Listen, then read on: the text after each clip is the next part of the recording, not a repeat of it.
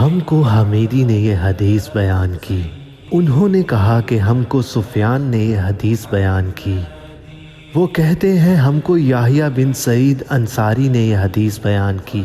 انہوں نے کہا کہ مجھے یہ حدیث محمد بن ابراہیم تیمی سے حاصل ہوئی، انہوں نے اس حدیث کو عقمہ بن وقاص لیثی سے سنا۔ ان کا بیان ہے کہ میں نے مسجد نبوی میں ممبر رسول صلی اللہ علیہ وآلہ وسلم پر عمر بن خطاب رضی اللہ تعالیٰ عنہ کی زبان سے سنا، وہ فرما رہے تھے کہ میں نے جناب رسول اللہ صلی اللہ علیہ وآلہ وسلم سے سنا،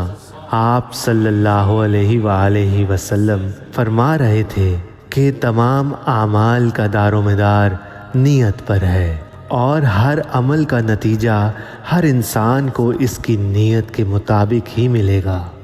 پس جس کی ہجرت دولت دنیا حاصل کرنے کے لیے ہو یا کسی عورت سے شادی کی غرض سے ہو، پس اس کی ہجرت انہی چیزوں کے لیے ہوگی جن کے حاصل کرنے کی نیت سے اس نے ہجرت کی ہے۔